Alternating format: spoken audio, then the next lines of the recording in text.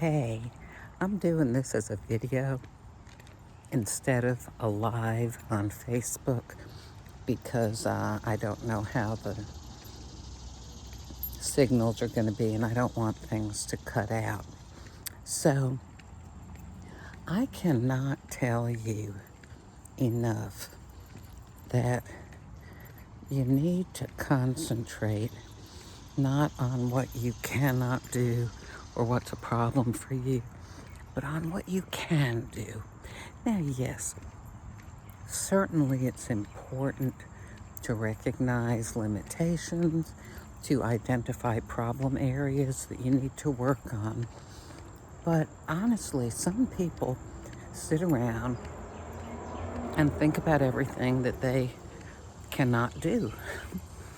Well, I especially, this applies to young people, but I think it applies to retirees particularly because a lot of us, well, we're older. We've spent years kind of developing experiences, opinions. We have a lot of wisdom, hopefully, having learned from experience. And lots of times when we feel a certain way, we're very sure that that's an accurate assessment of the situation. And I'd like to give you an example of something that can really hold a person back, particularly if you're retired. Okay. A lot of retirees will say, I just don't know what to do with my life. I always used to be so busy. Now I'm not working anymore, or the children have moved out. Maybe my spouse has passed away, or maybe you're divorced. Morning. And your life has changed from how it was for so many years, for whatever reason. Maybe it's for physical reasons. You just can't get around very well anymore, or your neighborhood has really changed. Maybe you can't drive anymore. Whatever it is, okay? Oh, maybe a lot of your friends have passed away or moved away. Well, one of the things that I started doing actually during the quarantine time, I thought I've always loved looking at watercolor paintings. I think I'd like to try to learn how to do watercolor. I saw a simple little video on Facebook and I thought, this is broken down real simply. It's a lady who teaches watercolor to young school students. I thought, well, maybe I could do that. She's teaching kids to do it. Maybe I could. Well, I started doing it. Really enjoyed it. Actually came out with some good things. But I noticed that very often, if I thought about, I've got several hours free today, I'll paint, I would get this feeling almost like a vague fear that I can't do this. I don't know. Whoops, almost walked into a vine. A feeling like this is just going to be too much for me. It was a very vague feeling, a sort of just a general mood. And it really, a few times, it was enough to stop me from even trying. Hey, but on the days that I did go ahead anyway and do it, you know what happened? I was having a good time. I was enjoying myself. In fact, I just totally lost track of time.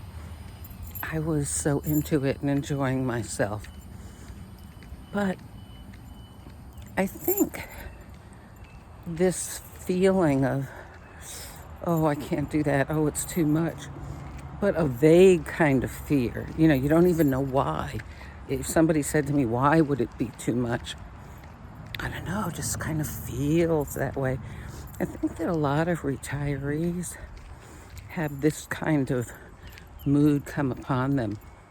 At least people that I've talked with, sometimes they'll say, oh, well, I know you started doing that when you retired, but I don't know.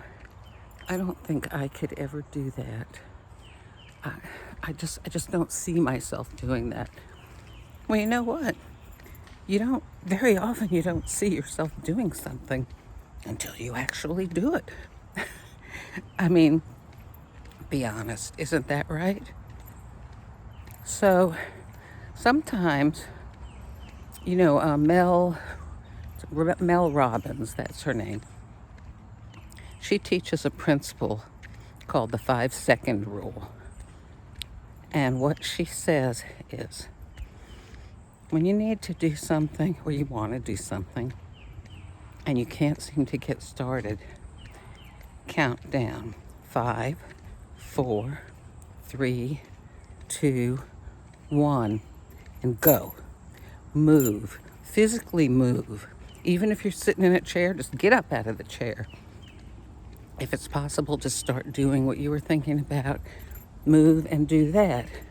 But actually physically move, because that helps you get out of the emotional part of your brain and into the decision-making part of your brain.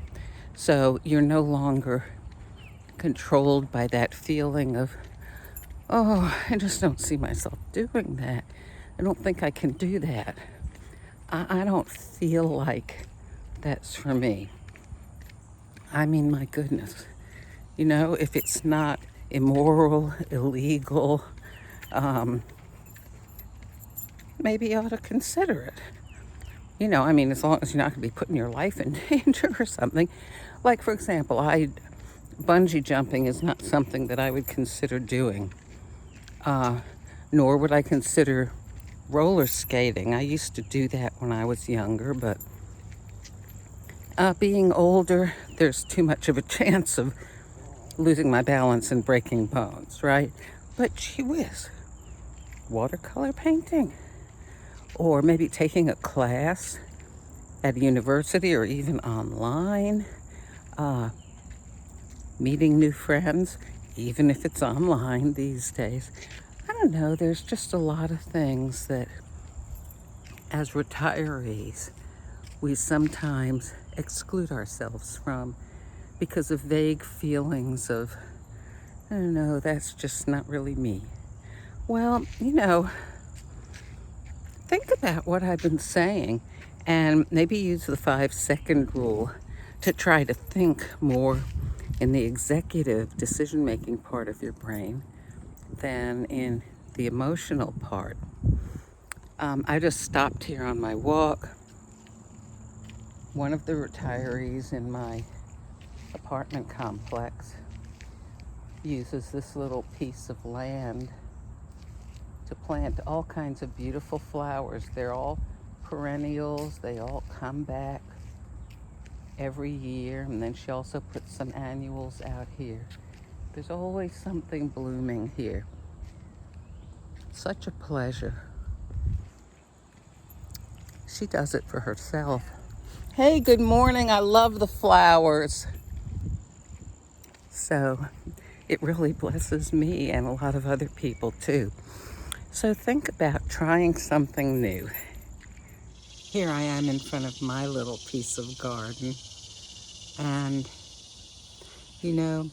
I ended the other part of the video so I could chat with the lady who had planted all those beautiful flowers. But I just wanted to emphasize, especially if you're retired, I think the saying, you don't know till you try, might apply more than ever, because there are a lot of things that you have never done in life, or maybe haven't done for a really long time. So what do they say? If it's not immoral, illegal, or irrational, consider giving it a try. Oh, and by the way, I don't have false choppers. They're mine. I was sucking on a little candy while I was talking in the beginning of the video, so that's why I kept having funny things with my mouth. Anyway, have a good day.